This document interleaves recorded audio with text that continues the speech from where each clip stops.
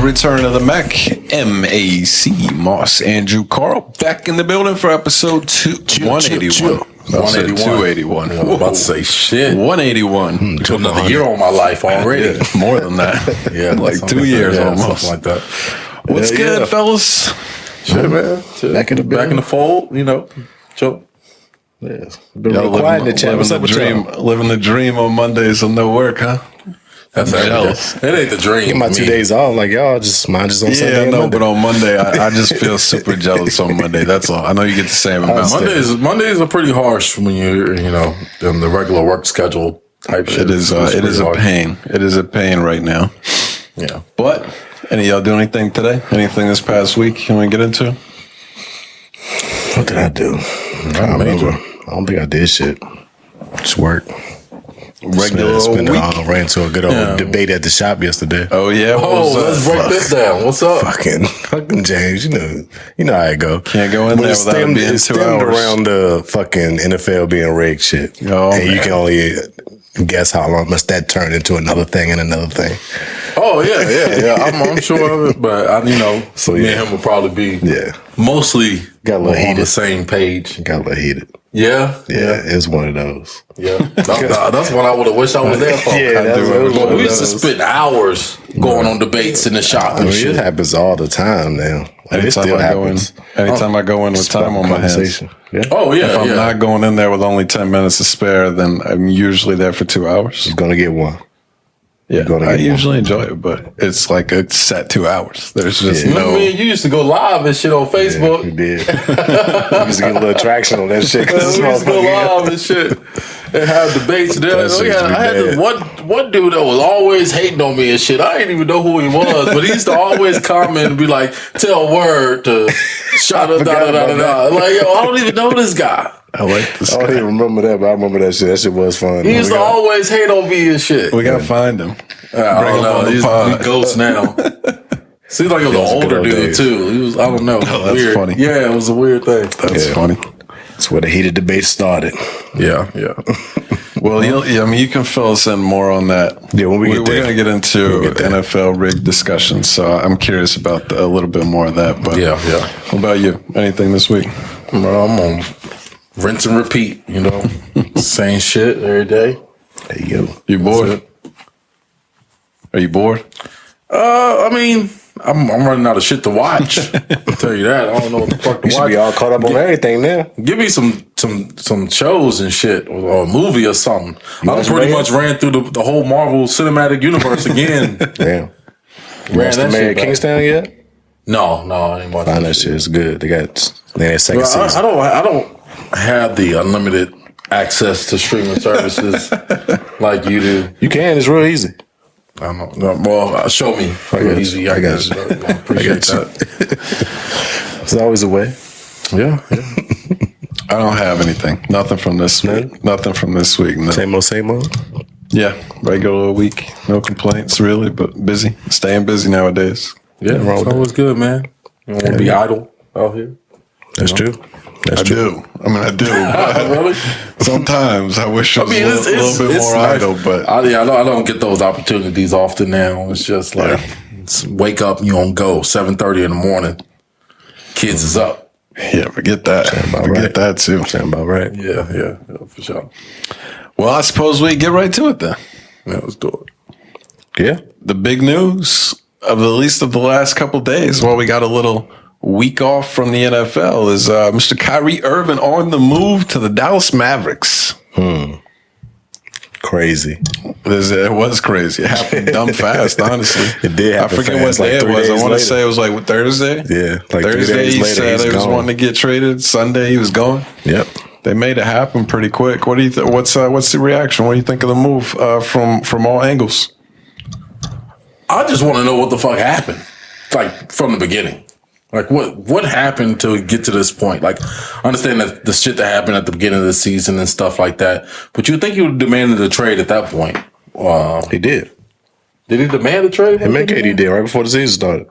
Well, I'm talking about when he was doing that, when he was under fire for all of that like shit and stuff. That's the worst time to ask for a trade. His value is no low. Yeah. He asked for the trade now because he has the most leverage that he's had in a long time. This is the best case scenario for him to ask for a trade. He played really well. He's played really well all year, but the last month or so while KD was gone, the Nets really kept winning, and Kyrie was balling out. Kyrie was going crazy. I mean, he took his shot. He knew that this was his best opportunity to get out before the end of the year. So, I mean, from that perspective, this was the best time to do it, I think. Well, okay, all right. I get that. For him, for sure. It just seemed like, I don't know, it seemed kind of random to me. No, I mean, I thought so too. Yeah. I had said it in the chat, like, obviously from the beginning of the year, he didn't want to come back. Yeah. But they're doing really well, and he's been playing really well. And honestly, he was second in the East for a little bit. Yeah, honestly, the more recent discussions surrounding Kyrie for the past, like I said, month to month and a half, he's been getting a lot of praise. It seems like the narrative had kind of started to turn towards like you can't deny how great of a basketball player he is, and all of the off-court stuff had gone kind of quiet. So to me, it seemed like everything had really worked out pretty well, and they would have kind of a shot to make a real run right now. They got some of these bench players like really contributing nicely and stuff. They found some decent secondary pieces. So you would have thought like KD comes back and they'll be one of the legitimate teams in the East. I had mentioned M.A.C. Like, you concerned at all with Nets right now? Like, they really look like they might have figured it out. Which I won't. I'm still not. He did say he was not concerned at all. But he saw his opportunity to demand the trade, and that's what happened. From what I had seen, I mean, I think what really initiated the trade even more was they're working on extension talks for right now. Him and the Nets have been. Okay. And they offered something like a 4-year deal with pretty large money or whatever the max is that he's available for. But they had put in some contract language for basically if he didn't play in games, if he missed games, that there would be some sort of reduction in the salary. And him and his agent said that was just not acceptable given the caliber of player he is and like his tenure and stuff as far as being in the league. I mean, what other player his type, what other player like him would have that in their contract though? Off the top of my head, I don't know of any. Yeah. I don't know of any. I mean, I would say he's a very unique player. It only happens to players that have the issues that Kyrie has had when you missed a lot of games. And so, I don't know if Kawhi had that.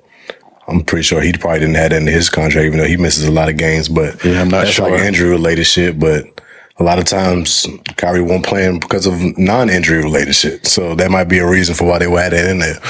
That's what I think the biggest difference is, because most of the teams have insurance in some form for like when guys are missing because of injury. Mm-hmm. Obviously, they're not recouping like the cost of what they're not making and people not coming to games and stuff, but they have insurance on the contract so that they're not just shit out of luck for somebody that misses an entire season with a torn ACL or something like that.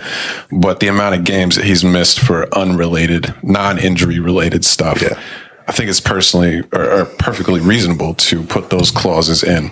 But from a contract standpoint, I mean, it's perfectly reasonable for him to say, I'm not going to sign a contract like that as well. I got no problems with that. I got no problems with him asking for a trade.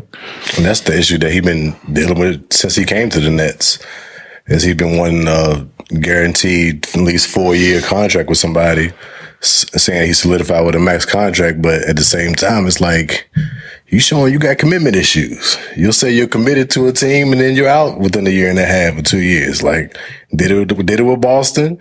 You forced your way out of Cleveland, and now you're doing it again with the Nets. So teams are looking at that like, why would we give you a 4-year, $100 million contract, and in 2 years you might say you want to go again? Like, pretty much everywhere he's been, he said that he's planning to stay. He's showing a track record. Have you seen the montage? Yeah. And he literally leaves like a year after he makes that statement. Every team, they've got like big quotes of when he addressed either the media or the fans or the team. He told the entire Boston Arena. Hey, y'all want me back? Oh, I'm coming back. I got you guys. You motherfucker. I'll be back next year. Even this year when he decided to come back for the last of the year or whatever, for the last year on his contract, he said something like, I'm not going to leave my man KD in Brooklyn by himself or something like that. Yeah. So Yeah, commitment issues is, I think, a nice, legitimate way to put it. Where best case scenario, he has commitment issues. Yeah.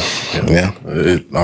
I guess he don't have a girl, so I think he's married. He does. I think Is he married? engaged. Yeah, I think he's married, I believe. Yeah, with the kid and everything. I ain't Got a whole family. Well, maybe. I don't know. But from a basketball standpoint, what do you think of the deal?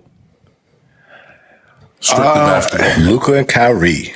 Sheesh, that's a hell of a backcourt. Yeah, I think it's a big gamble from Dallas because I was reading stuff today about how hard of a time they've had finding a superstar to pair with Luka. Yeah, and that they haven't been able to get free agents to want to come and sign. They strapped themselves with cap issues with some of their signings. Tim Hardaway Jr. is making crazy money for what he is. They let KP walk. They let Jalen Brunson walk. They've made a lot of bad decisions roster-wise. So bringing him in with no guarantee that he's not gone in 2 more months seems kind of foolish to me. If they could get him locked in for another 4 years or whatever, then I think that gives you a little bit more security in kind of defending the decision. But then my personal opinion on bringing Kyrie into, I wouldn't want him on the team. So I can't imagine offering a 4-year long guaranteed money, knowing all the stuff that we were just talking about. It seems like you're setting yourself up for failure. But on the flip side, most of what I've seen is what they gave up for him is relatively small value for what big names like Kyrie has gone for to other teams. So definitely light. In that sense, it kind of makes sense. But from the Nets' perspective, I think they did about the best they could. I think the market was going to be fairly small for them to deal with. And, Dinwiddie's a legit scorer. When Luka's been out, he's going for 25 a night. Dinwiddie's nasty. So I think he is a legit fill-in, and Dorian Finney-Smith is considered one of the top defensive small forwards. They already got Ben Simmons, a very good defender. Royce O'Neal's a really good defender. So, I think they added some solid pieces, and they got a couple of draft picks. So I think they kind of did the best they could. I did think, that's my take on both sides of the actual basketball aspect of it. What do y'all think? We'll go ahead. You got? Yeah, I like it from both sides. I think, like you said, I think the Nets got as much as they could out of the deal, but I really like it from the Dallas standpoint. I get if you're thinking about like long-term investments and shit, but maybe it's not. Maybe you're just looking for a weapon, a fucking assassin for this season. You know what I'm saying? To help you get to where you need to get to. Maybe this season and the next. I don't know about signing them long-term or whatever, but I look at it kind of like a LeBron and Kyrie, backcourt or pairing a bit. It's similar. Of course, Luka's not LeBron, but he's like a white LeBron-ish, just like kind of less athletic. But similar games overall, I think. But I think, on paper it looks good. I just really wonder though, like Luka is so like ball dominant. I wonder how it's all going to work out.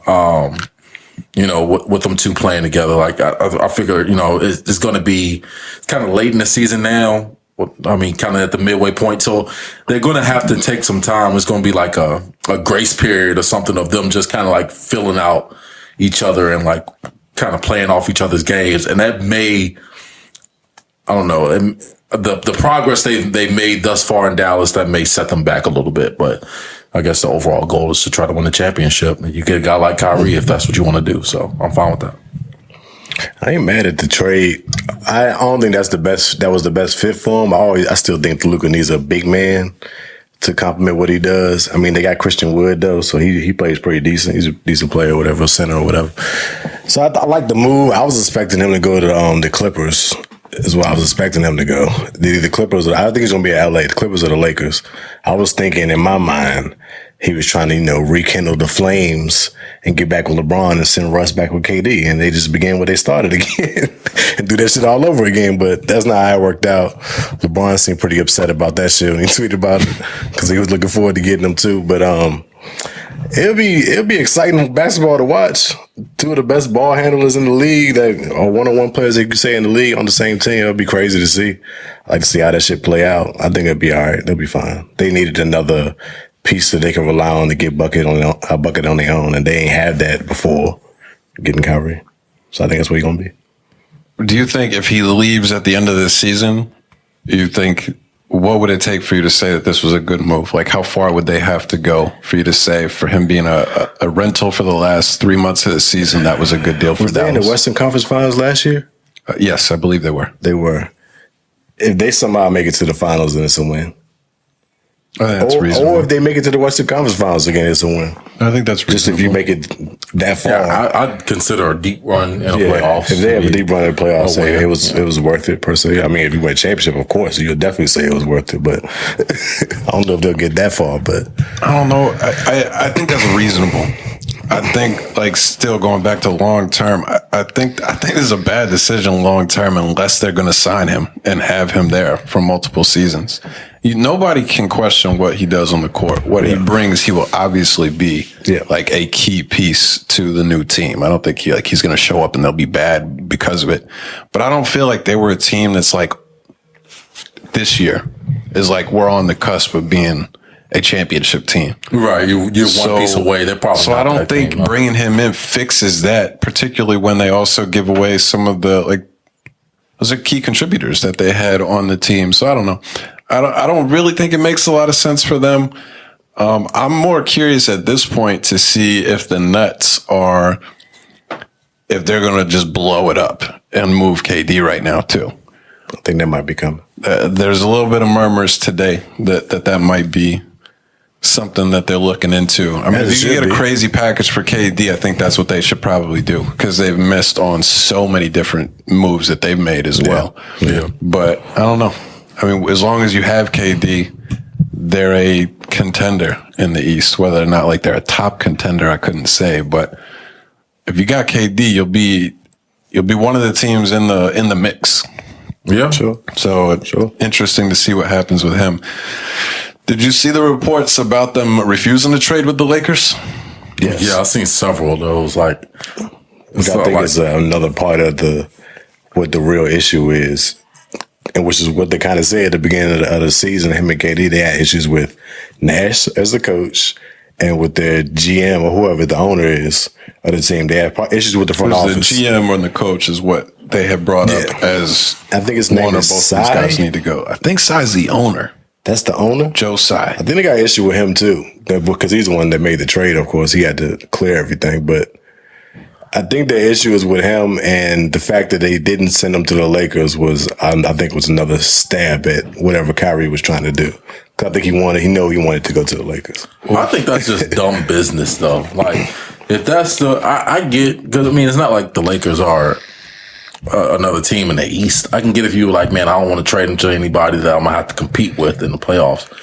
Like, you wouldn't have to, if you trade him to the Lakers, you wouldn't have to deal with them until, y'all both made the finals or some shit like that. So I think, from a GM standpoint, you got to take your feelings out of the business and look at who's offering the best package. I don't give a fuck. Well, you know what I'm saying? Where it's coming from. And I mean, it's only rumors and reports, but apparently what the Lakers would have offered is a better package than what they got from. Do you think so? I think that was going to be my next question. I don't disagree with your logic in that if you're turning down better deals just to personally get back at somebody, that's not good business. I'll agree with that 100%. I don't think what the Lakers were offering was anything special. They're giving up Russell Westbrook and 2 draft picks. And I believe one of them was for like 2027. Yeah. And I don't know what year the other one was. So, I mean, they don't have anything to offer. So when LeBron says, is it me? Like, my answer is yes, it is you, because all the moves that he's wanted them to make has put them in a position where they got nothing to give. So I don't feel like there was like a massive deal that they just said, fuck you, Kyrie, we're not taking this great deal. And the reason Russell had to be a part of that deal because he's a part of that big chunk of money that he's paying out to the Lakers. $50 million. He's making a lot of fucking money coming off the bench. Crazy. So you have to give up. It had to be one of them 3 that you had to give up. Right. So of just course to even make Russ. room. Right. It'll be Russ for sure. But bad business or not, I was very put a smile on my face when I saw that he said all we blown won't deal with the Lakers just because that's where Kyrie wants to go. Put a smile on my face. Shout out Josiah, my man. Respect. You got to put your foot down at some point, but I don't know. I feel like that's kind of the wrong business model to go by. Understandable. You're trading assets. You want to get owners do what they want, bro. Don't give a damn. I mean, when you break down the packages, I do think now that I look at it, I think the Nets package is probably better. So, but we'll never know exactly what the Lakers actually offered, right. Or if they offered anything. All of these rumor reports and shit. I don't know. What's true and what's not. Yeah. I've seen a bunch of like anonymous shit or like I haven't seen anybody put their name on it. Like even. Did the GM specifically say that they were not making a deal with the Lakers? I know he can't come out and say some shit like that, right? There's rumors to it that I know it's rumors, but I haven't seen anybody or an actual quote from anybody saying. I mean, he's never going to say that. Yeah, to nobody. Yeah, because even if it's not like an illegal thing for him to do within the league, like from a tampering standpoint or something, it's not something that you would want to confirm. Just for free agents of other players. Yeah. Like when you're trying to sign somebody next year or the year after that, you want some sort of plausible deniability. Like they just said that. Of course, I'm not going to just not trade him because of this, even if you 100% did it that. You, for free agency, I don't think it's a good move to why don't you just be happy that he didn't go to the Clippers?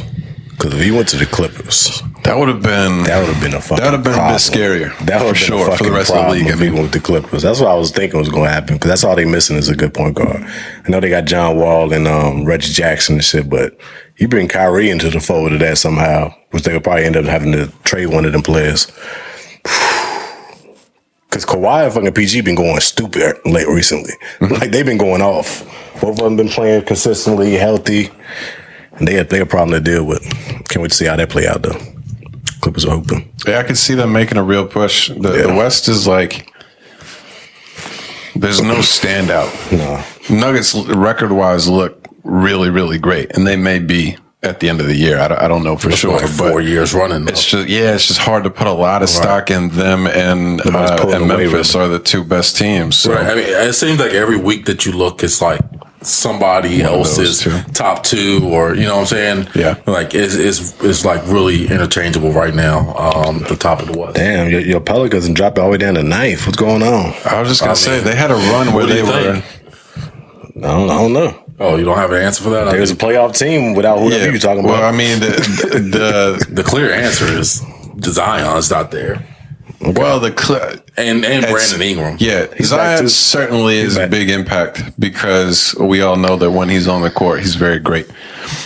But Brandon Ingram is like the change from when they were at the top to when he went on the injury. They went 1-9 at one point. Yeah. I was just like looking at gambling shit and trying to see what teams had done over the last 10 and saw they were 1-9. He just got back. He getting back in the form. Yeah, he just got back. Just came back a couple games ago. Yeah, the West is funny. But it's hard to imagine like they're a top one. No. You know what I'm saying? As bad as the Lakers have been, they're in the 10th seed, I believe. But there's something like 4 games out of the third. They've been losing recently. Look how far out of the third place they are, though. Out of the third? Yeah. They're like 4 games back. They're 12 games back now. From first. Oh, from first. You said from fourth? From third. Yeah, third, fourth, somewhere in there. They're really close to. That's what I mean. Yeah, like about 6. From 3 6, to 7. 3, 4 down to like it's 14 all the same, is all really close. Where Yeah, that could switch a lot. Where the East is so top dominant. You got 4 or 5 teams in the East that are monsters, and I don't see them going nowhere.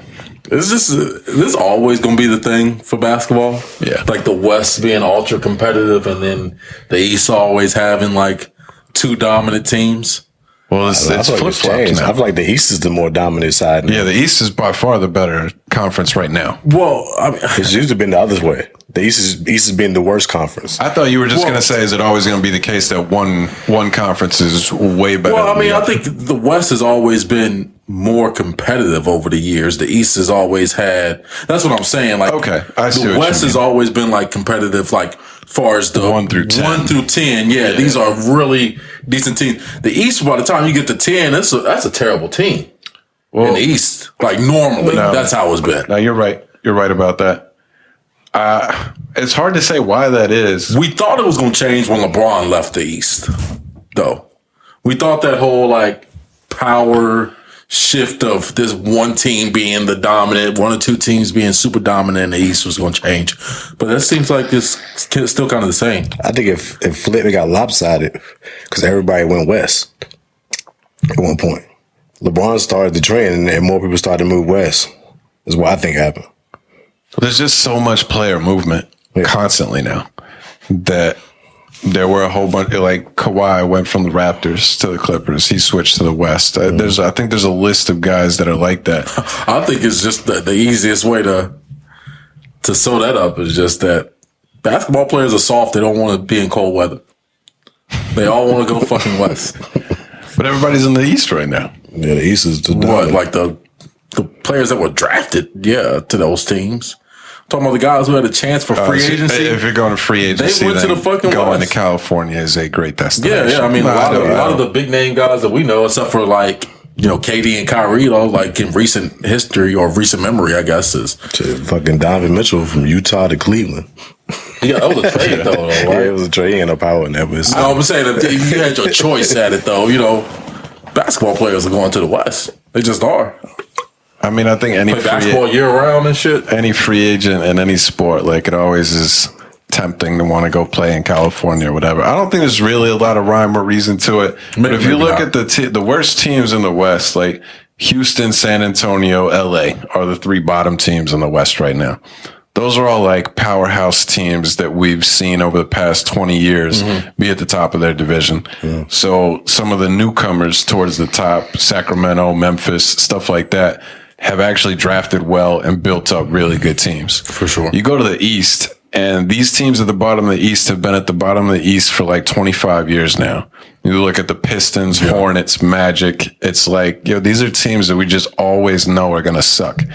So I don't think there's a real specific rhyme or reason, but it does seem like over the past 15 years, one division or one conference is way better than the other one.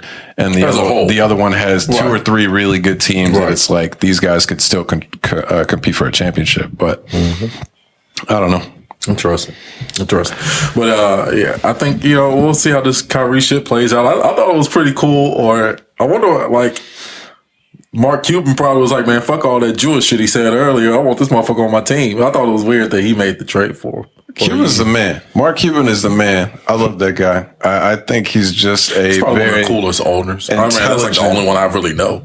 Right. He kind of got known being all the like dancing in your videos and shit. It must be a Dallas thing. Him and Jerry Jones. That's true. Always in front of the camera somewhere. But Cuban's just like a dope guy. I just think like he's a reasonable person that isn't set on doing everything the way that like it's supposed to be done. Yeah. Even like outside of sports, some of the business stuff that he does, and he's in a huge like business thing for one of his companies is selling like discounted medicine, where he makes stuff affordable for other people that are like super high outside of his company. I don't know how he does that, but it just seems like a really good guy. So I could see him saying like, I'm not going to let something like what blew up earlier in the season define Kyrie. If you can come and help us play, then get your ass over here. I don't care. So that was cool. I respect that. Yeah. Did y'all see that Stephen A. Smith and Jay Williams shit? I did.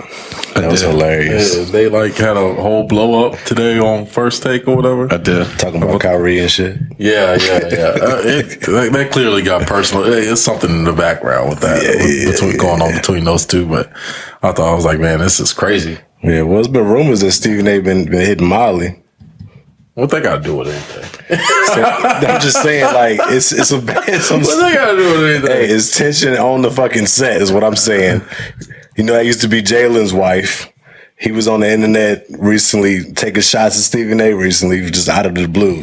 Randomly just about taking the Cowboys stuff. Yeah. Yeah, I did see that. They tried to correlate that to, Stephen A. must be messing with Molly, so he taking shots. Oh, man. I don't know. I mean, I'm sure Stephen A. got I don't think a lot of players like Stephen A. Probably not. Active or guys like Jay Will or Jalen Rose pass.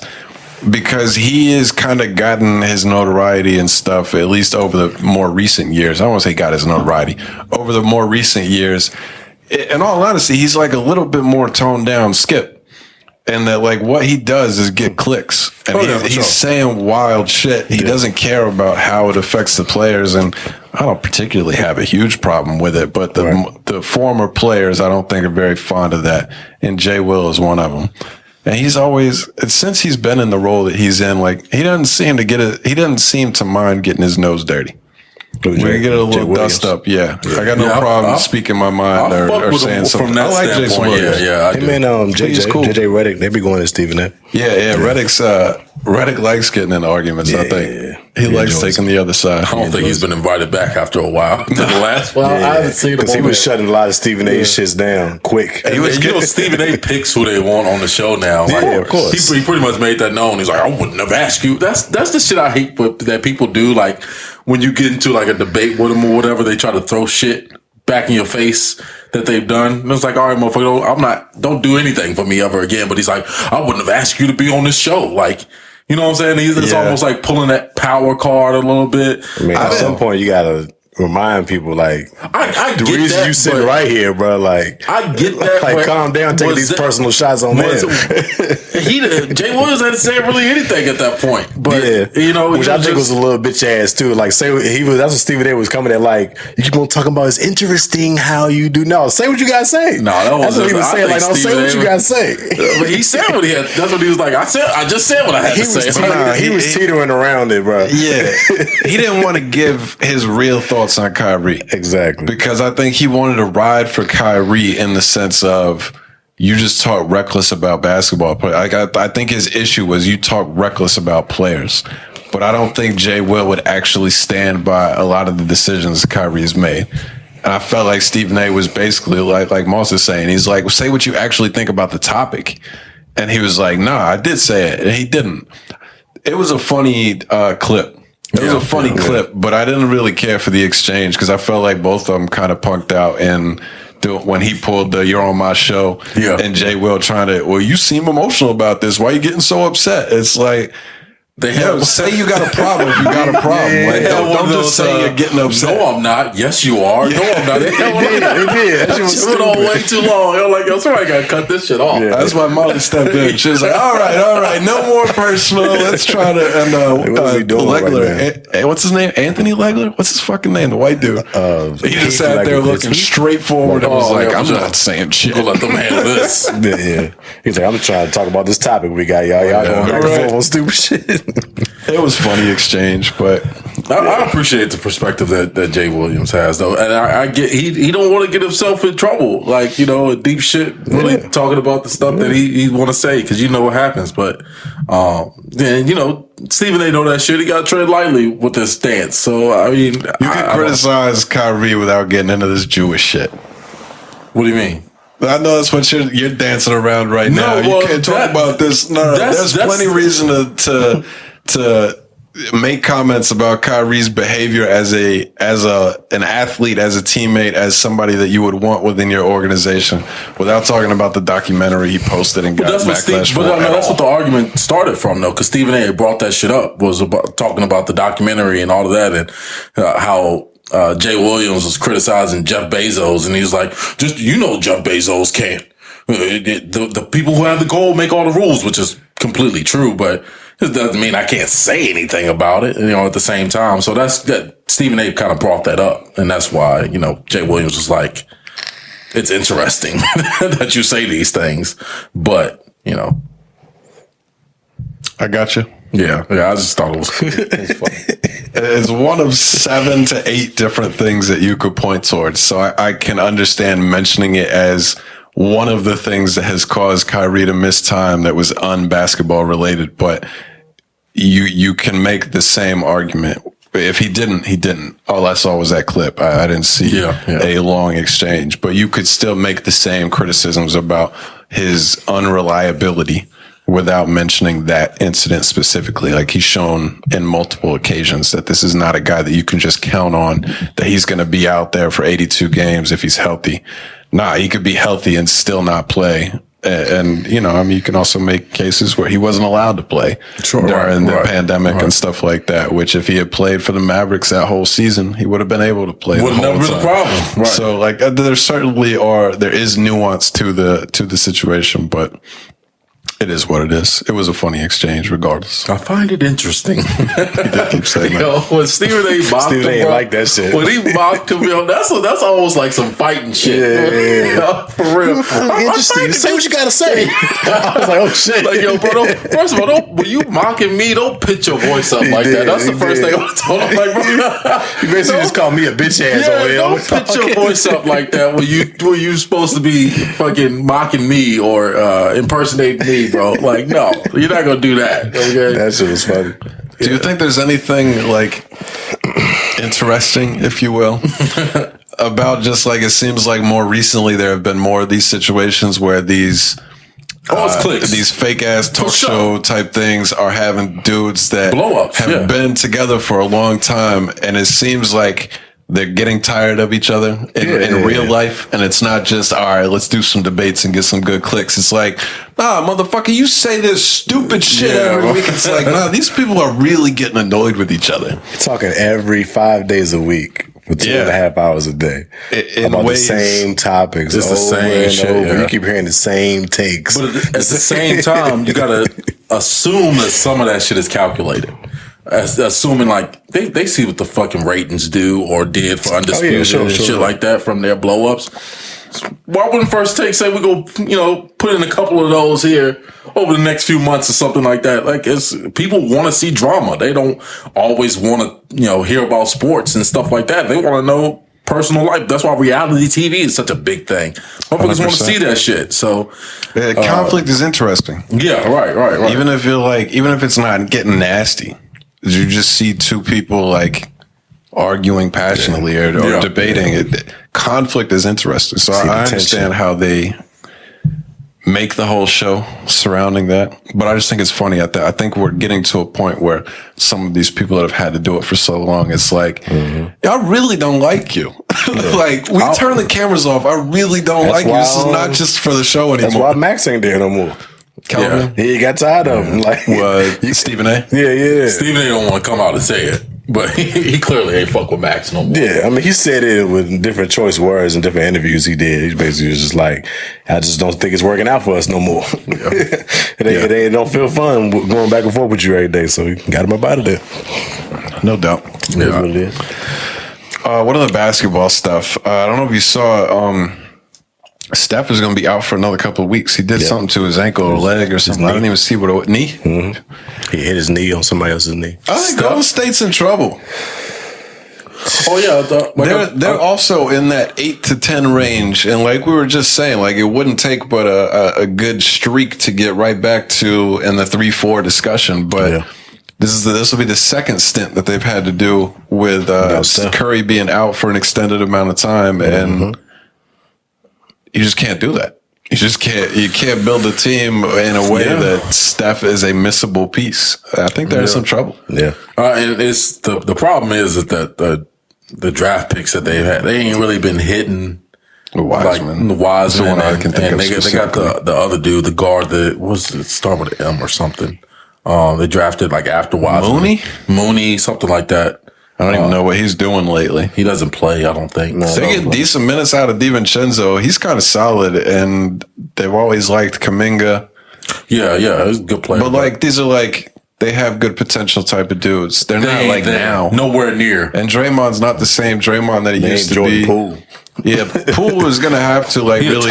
He got to step it up though. Yeah, he's a wild boy out on the court. You can never you never really know exactly how his game is gonna go with the ball, like from possession to possession. Hot or cold. But get your buckets. They've done a great job at constructing this roster and stuff like that. But that's why I didn't see them running it back this year. I'm just like, or I called it, at the beginning of the season, is that I thought that was Golden State's last run. A lot of people probably said that too, but no matter how amazing Steph Curry was at the beginning or the ending of last season, it's just so hard to duplicate those kind of performances again, expecting for health to be in your favor. over the entire season. So I just, to me, I feel like, Golden State had their run, and I think it's over now. So I'm not starting. Like you said, they're in the AFC right now, so they would be in the playing game if the playoffs started tomorrow. I still think it's scary as hell to have to play them, even if they finish as the 100%. bottom seed. For sure. Denver don't want to see them in their first round of the playoffs. Yeah, that would be tragic. Honestly. Actually, that would be tragic. It might be even more scary if they make it into playoffs at the tail end. Like, you're gonna be playing the better teams, better seeded teams that probably can knock them out. Right, but if everybody healthy and you health is like huge. It's just your three best players are like 34 plus or whatever.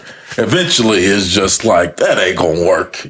Yeah, it's just not. So I'm counting on somebody to kick them out. But do I think they're going to be competitive? Fuck yeah! If they got Steph Curry on the floor, you got a problem already. So they're just about health with them, and health ain't in your favor when you get older. If they in as a bottom seed, all the teams at the top seed, Denver. Well, I guess Denver's been in the playoffs for a few years, but Memphis, Sacramento.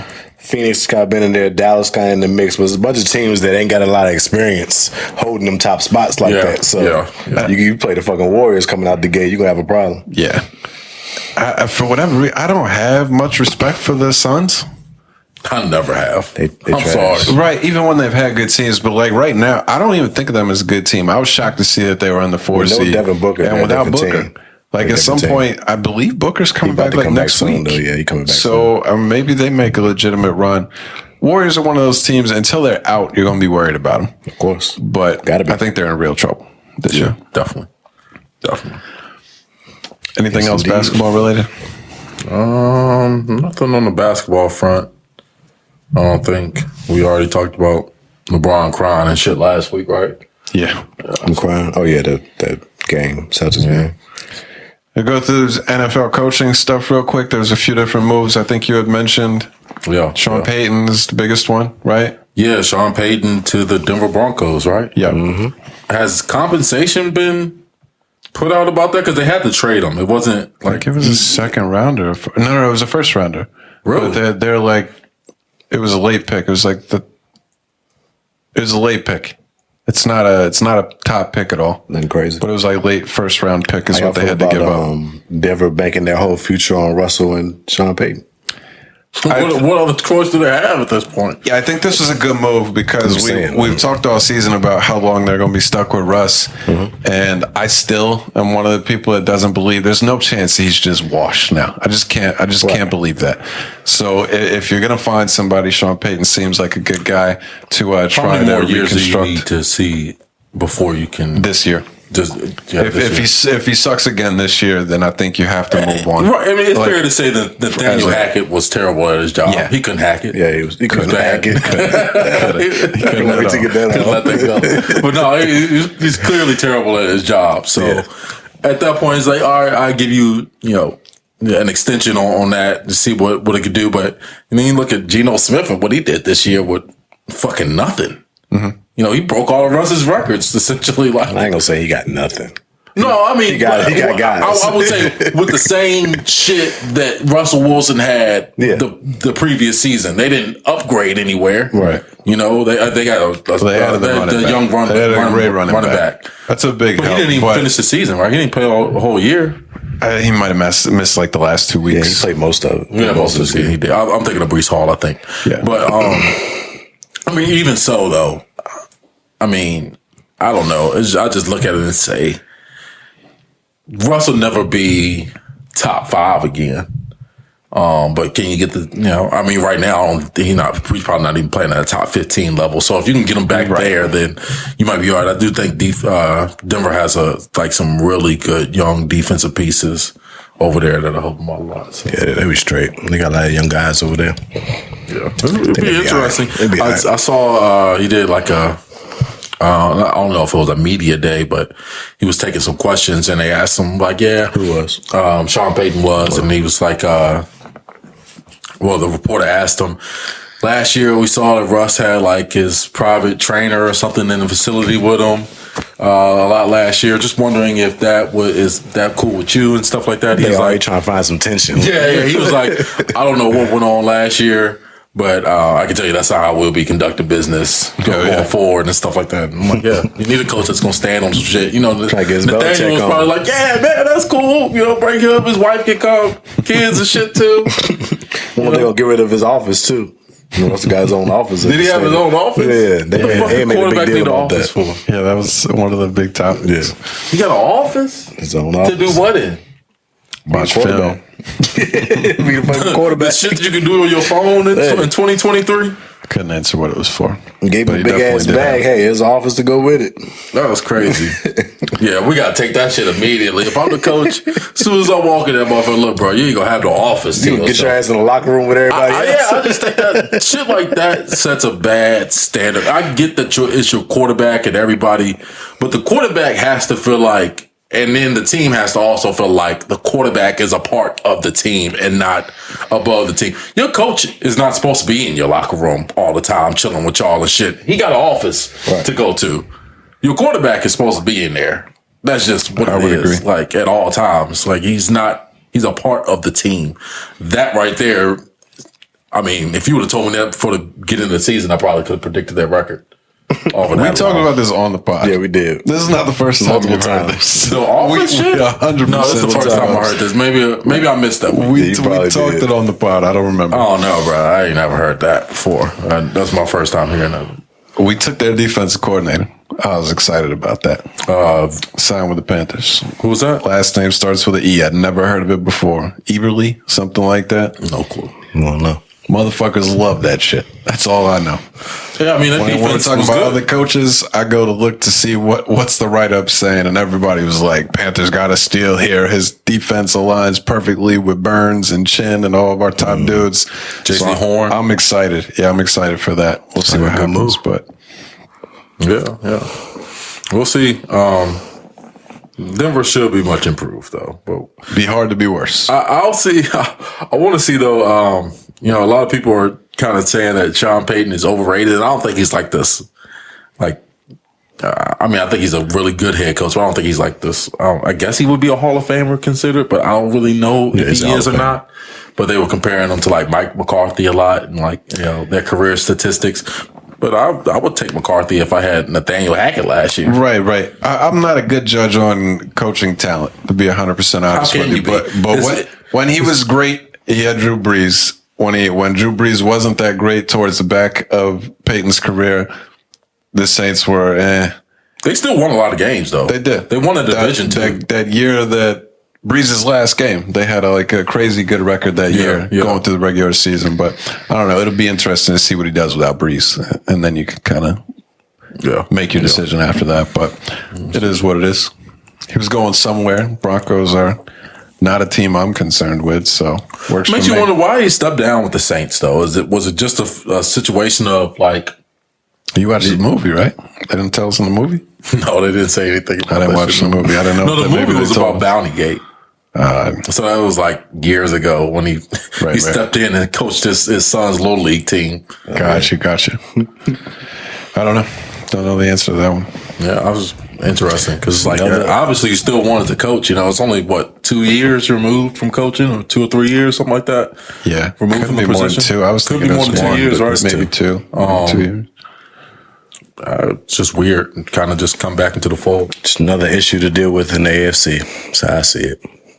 Yeah, it'd be hard for me to imagine being a head coach that wants to go take a job in Patrick Mahomes' division.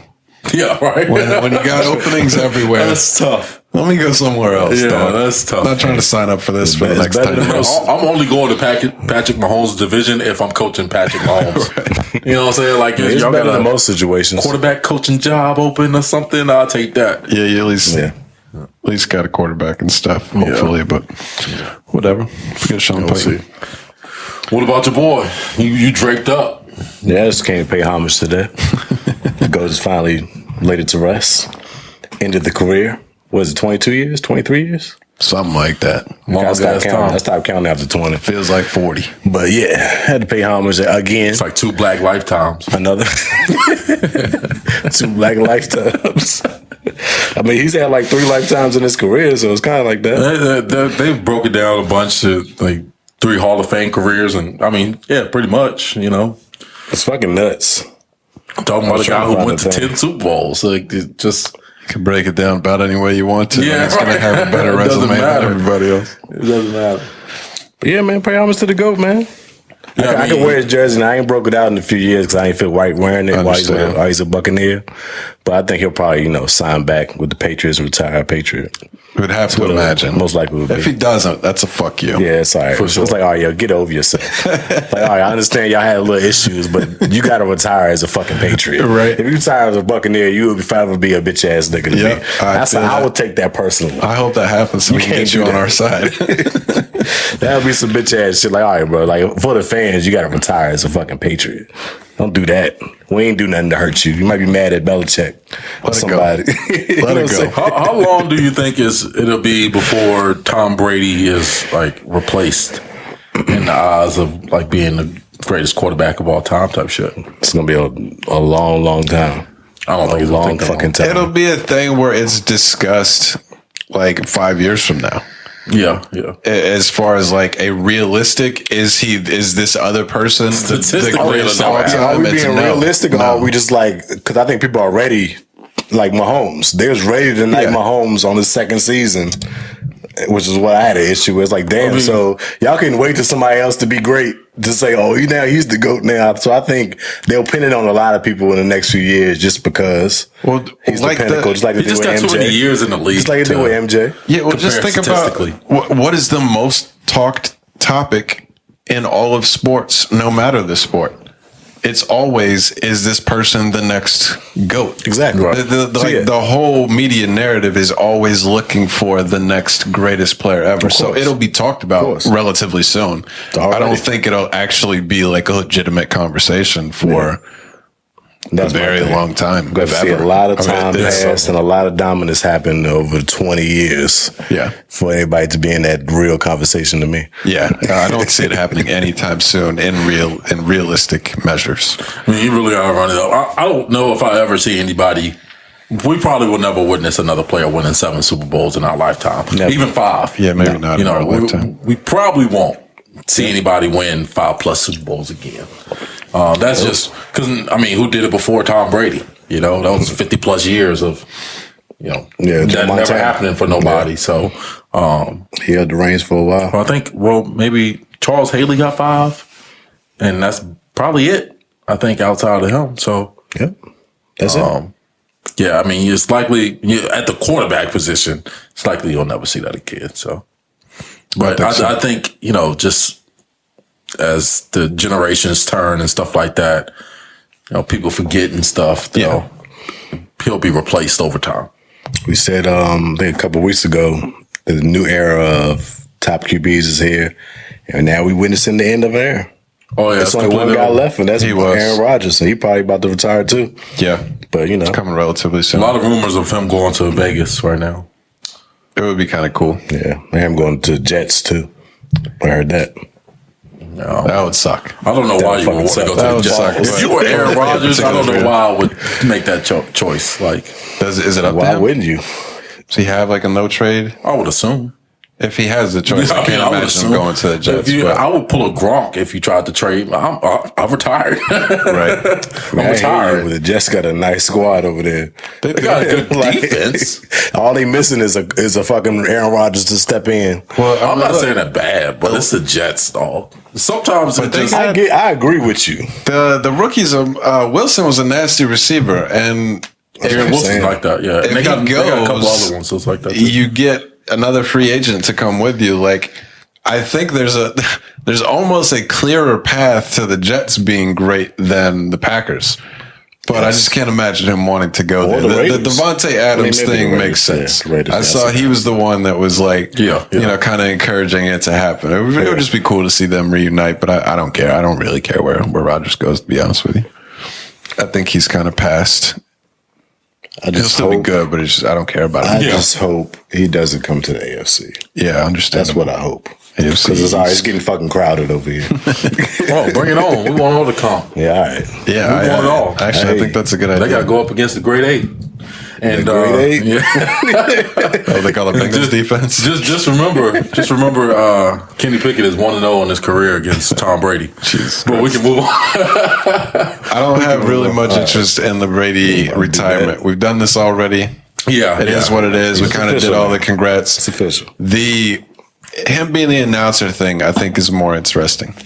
And I'm somewhat retired now from being a Brady hater. If he's gone, I don't particularly care what he does at this point. I'm not going to root against him.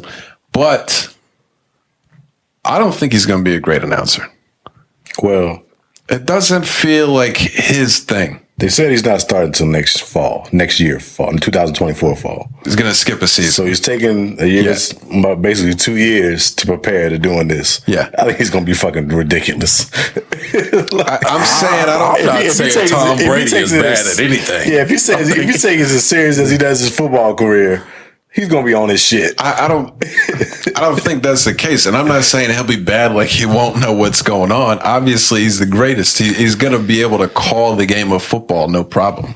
I think he's taking the year off so he can have a year off after doing this grueling 25 years that he's done. I'm saying he has personality on social media and like making little funny posts. When I listen to him talk, I've never thought he comes across as this like super personality guy. I don't think him being good at that. I don't see him being good at that. Have you ever seen him talk about football though? Yeah. Not like an analyst would talk about football. I guess no. I seen some of his documentaries recently that he did. Like he be like breaking shit down in a way that's like, oh shit. Like, how do you even see the field in this way? So, Yeah, I mean, people was amazed by Romo predicting plays and shit. I think you can get another level of that with Brady. That's just my opinion. And I think Romo might get fired here in the next couple of years, honestly. They say like he's been pretty shit at his job recently. It's been bad. People don't like his reactions and stuff. Well, they said he hasn't even been like showing up prepared. Like he hasn't been doing, he's supposed to study film and shit like that. Like, doing the work. Romo been coming in and shooting just from the show hip up, and shit. Yeah, because he hasn't really been doing that crazy play prediction shit that he did his first season as much because he was watching film. He was probably serious about the job. Then everybody started like patting him on the back and shit and saying how great he was at it, and he's always the next fucking Mark Madden and shit. And he kind of took it a little easy. I think Brady's gonna be great. It's like his football career. Mark Madden. Oh, not Mark Madden. Forgot about John already. John Madden. Jeez, damn, Mark Madden. Mark Madden is this fucking super annoying Pittsburgh blogger. This is the actual person that you have in your head. Yeah, that's fucking shitty dude. But anyway, I think Brady's gonna be great at it. I mean, he studies a lot of film. Yeah. He's gonna be able to break that shit down. He's a football lover. This dude knows players that nobody knows of. Like if you see him like the end of games and shit, he'll be congratulating players that might get, I don't know, a few snaps and be like, man, I really love your fucking work. You're great at what you do. Keep on doing it. Like he's like, it's a genuine statement. He'll, bring up, like details about it. So I think he'll be, really good at his job. And again, it's just Tom Brady's not the dude you count out, at anything. Sure. It is what it is. We'll see what happens. Yeah. I'm not saying he's going to be bad with X's and O's. He'll obviously be able to see the game differently than everybody else can. When you're listening to a game, there's like personality and the way that you call it, the way that you get excited on certain plays, this kind of thing. I just don't see that being his vibe, but maybe he'll be great at it. I could be 100% wrong. Anybody would be better than Chris Collinsworth. Agree with that. If he could do Chris Collinsworth plus, then he'd be all right. Agreed. He's been there for 15 plus years or something. I feel like he has, and he says nothing. But 333 million over his career, 375 million in a 10-year contract with Fox. It's crazy. It's nuts. So that's not a good move. That's a great move. That's probably a guaranteed contract of some sort too. So. Yeah, I'm sure. It's likely. Everything but the NFL is. Yeah, right. No contract in any other business that's like, we'll just cut you. Right. You at least get some kind of proration or something. Right. Or buyout or some sort. You're broke. You get cut by the NFL team. You watch any of the Pro Bowl? Zero. None? None. I know you watched a little bit, right? I'm seeing a little bit of it. Yeah? It was all right. I actually enjoyed it from what I saw. I thought it was cool, like, seeing the players interact with each other. Like, what I didn't like mostly about the previous Pro Bowls is that how serious you can see they weren't taking it. You know, you don't want to see players fully dressed in pads and then fucking thumping and not taking each other to the ground and shit like that. Like, nobody wants to see that kind of football. But when you dress it up and say, all right, this is going to be flag football, eventually the shit going to get competitive anyway because guys do want to win. Yeah, still a skill challenge. Now you're advertising it to be exactly what it is. You know what I'm saying? Like, so I'm fine with that at that point. And you get to see the players like faces and shit. Like I thought it was a pretty cool experience. I watched a good portion of the flag football. It's like I think it was 2 different games or something like that. 2 different flag football games and shit, and they counted for like 6 points to the total score for the team that won. I thought it was pretty cool though overall. I don't hate the format. I don't care about it personally. Yeah, for sure. I agree with what you're saying. Like I would rather them do what they did this week than try to really present it as a real football game. Right. So I'm 100% on board on that. I don't think I'll ever care about the NFL All-Star experience. NBA and and baseball, I still like their All-Star weekend.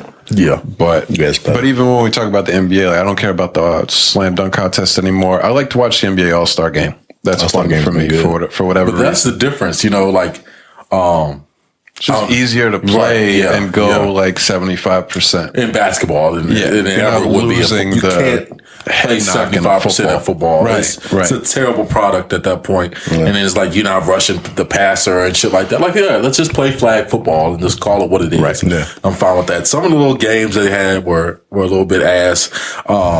The whole catching competition, I thought that was stupid. That's like a dunk competition. Yeah. And it's just dumb. It's just because it's like judged by the catching. Yeah, and Pete Davidson was one of the judges. Like, this is clearly a joke. But how many ways can you catch a football like that? It's not spectacular if it's not spontaneous. You know what I'm saying? Like, or without a defender. Yeah, well, there's no defender that you catching the ball by yourself. That's what makes the catches great is that you're mossing somebody or you're snagging it with fucking one hand and tiptoeing on the sideline. Not that you're fucking jumping on the trampoline. Just did one-on-one drills. Yeah, that's put the best DB against the best receivers and make them go one-on-one in the corner of the end zone. There you go. Write that shit into the NFL. There fucking is. Put that in there. I thought that was a terrible game that they did, and then kick-tac-toe was really bad too. I didn't see that kicker thing. Yeah, it was a long snapper, kicker, and punter event where they pretty much had a monitor up there where the long snapper hit a square, and then the kicker has to hit a square, and then you have to get tic-tac-toe. But it's so fucking hard for a punter to punt something in the air and then for it to land on a flat surface that are like. That's facing them, you know what I'm saying? Like, it's almost impossible. See that one. I see the field goal one though, where they had the field goal with the tic-tac-toe board in it. Yeah, well, they all did it. It's like the long snapper went, then the kicker went, and then the punter went, or whatever. The long snapper ended up winning it all because he could just throw the fucking ball. You know what I'm saying? He could throw the shit, even though he's doing it backwards, but still, it's a lot easier to do that accurately. So that was an ass game too. So they'll have to revise some things, but overall, I thought it was a more entertaining product than it has been. I feel like people who attended was probably entertained. Do you buy into the they preparing y'all for what football gonna be? It's gonna turn to flag football? No, because I'm not. I wouldn't watch that shit. I would literally go to XFL, USFL. I want to see a motherfucker get his hair knocked off from time to time. That's it. Because you can't take out. Football is a big people sport, though. Like you open the door for so many people who are not made for the sport. Like, you're built to play 7-on-7 and definitely eliminate linemen altogether. Yeah, I mean they can't play. And you eliminate what's the role of a linebacker at 7-on-7? Like besides pass coverage, like most of them aren't that good at it anyway. So you would just take your linebackers out and replace them with defensive backs. Nobody's running the ball. So I don't think that would be. Then it would be all about the stars, like it always has. Yeah, I wouldn't like that at all. I think that would be stupid. But, one gripe. Tyler Huntley definitely shouldn't have been in the Pro Bowl. He did all right in that QB precision joint. He did play all right. He did all right in that QB possession, John. But still, there's no way. He threw 4 touchdowns in the flag football game. They was like, damn, he threw more in one game than he did all season. Knew that was coming. It's a lot easier when you ain't got no pass rush. Right. Yeah. I mean, right. You got like 4 seconds to get rid of the ball. Somebody's going to get open. You know what I'm saying? Like, that's the truth. But I thought it was cool. Overall. I'm not mad at the product. I'm bad. Put out there. Well, we got a decent amount of topics here to still get into. Yep. Running a little bit low on time. So let's do this NFL rigged. There was a clip like a week ago, Arian Foster on his podcast talking about the NFL being rigged, that he got a script before the season started, and it would have like details on it about you're going to go out with a hamstring injury this week, et cetera, et cetera. The clip is like a minute long. Mm-hmm. And he does not crack a smile in any of it. Yeah. He doesn't let on to it being a joke really at all. One of the other podcast hosts makes a joke at the very end and they all kind of laugh about it. Yeah. But it wasn't like a super easy to tell, oh, this is a BS, whatever. Right. So it starts to get picked up and go kind of viral. There's players responding to it, like adding on to the joke and like you're giving funny examples of like Aaron Hernandez when he gets his script and stuff like this. Michael said, who wrote that Vegas script? That game against Vegas we had the fucking turnover. Henry Ruggs' script was fucked up too, you know. Michael Vick's dog, when he saw the script, I seen that one. That was funny. There was a lot of really funny responses of just crazy NFL stories and people getting their script. But then some publications are picking it up as a real story. They're like, Arian Foster, former NFL player, says the NFL is rigged. And you see people like acting angry about the tweet. Some people are like, I knew that shit was rigged, and they're using it as confirmation. It caused quite the stir. Yeah. So that's the setup of what took place. Look, I mean, it's hard to. I think he was being sarcastic. I watched the whole podcast. This is a podcast that I watched fairly recently. It was a complete joke. Yeah, it was a joke. As soon as that clip ends, the rest of the conversation, like they're talking about how stupid it was. And then the next podcast from the following week, they're like talking about, I can't believe that people believe this and how crazy. It went stupid viral. Yeah. It was like 350 million views or some shit. I do believe the NFL is rigged to an extent. It's just too much money going around for, somebody not to have a hand in it or to, to be acting in some kind of nefarious manner.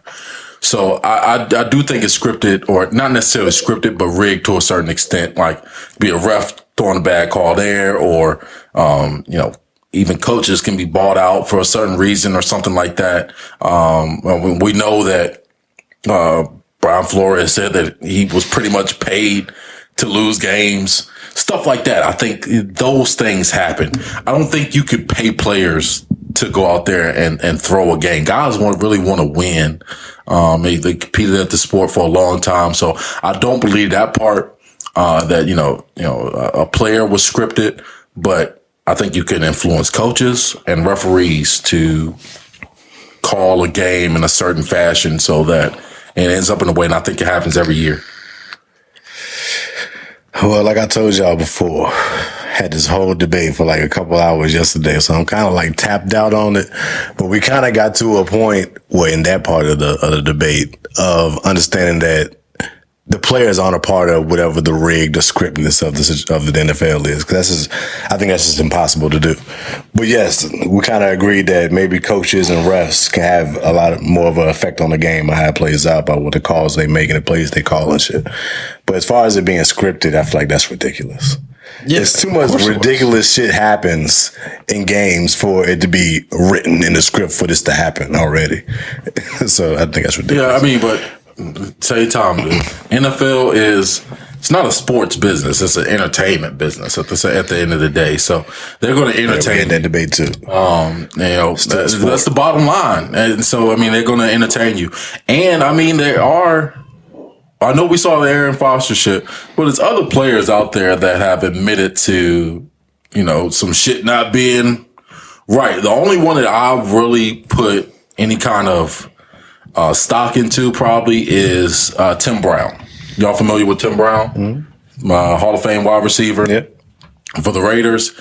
he said for I think it was the 2003 Super Bowl against the Bucks, they had the 2 weeks or whatever they practiced, they had a game plan that they were going to go into that game with, and their game plan was to run the ball strictly. Like of course they were going to pass the ball a little bit, but that's what the foundation of their game plan was going to be. We're going to ground and pound. But for some reason, the head coach, literally the Friday before the Super Bowl, changed the entire game plan. As verified by Tim Brown and Jerry Rice and other players on that team. Changed the entire game plan, didn't give any really rhyme or reason for it. The whole team was pissed because of it. The Raiders ended up going in there, throwing the ball a bunch instead of running it like they were supposed to. And their quarterback ended up throwing 3 pick sixes. Mm-hmm. And, we know how that game went. It was a total blowout. So from that standpoint, I'm like, I mean, that don't sound right. As a coach, that sounds like sabotage to me. I mean, of course, there's a possibility that, like you were saying, refs could be involved, coaches could be paid. I think it's silly to assume that coaches and refs could be involved, but a player never could. If you're talking about financial reasoning, which is the reason why it would be altered or whatever you want to call it. The script thing was obviously a silly thing to say, but being influenced, we've seen the Tim Donaghy story in the NBA, where it actually happened and it is proven to have happened, where refs were involved with gambling and stuff like that. So there's 100% possibility that things could be done to alter the game outside of what it's supposed to be. 100%. I mean, there's no way that you can deny that that's possible. Gambling getting bigger and bigger every year. Yeah, it's got to be gambling. Yeah, right. The gambling aspect of it makes it even more likely or more possible to happen now as we get more and more into NFL gambling. Sponsor.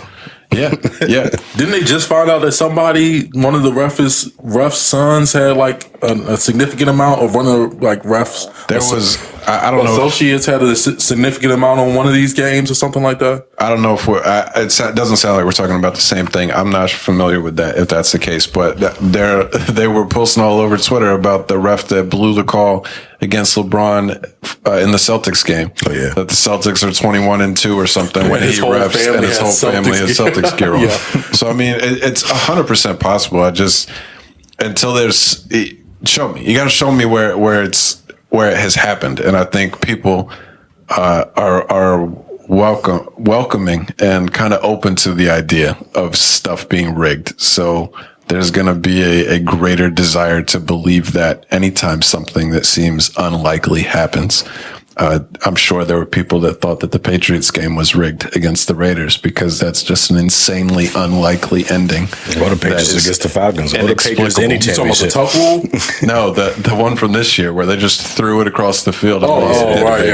Anytime something unlikely, extremely unlikely happens, there's going to be people that say this was rigged. Yeah. And there's a quote that says never... Of course I'm going to fuck it up. Anytime you try to say a quote, you fuck it up, or at least I do.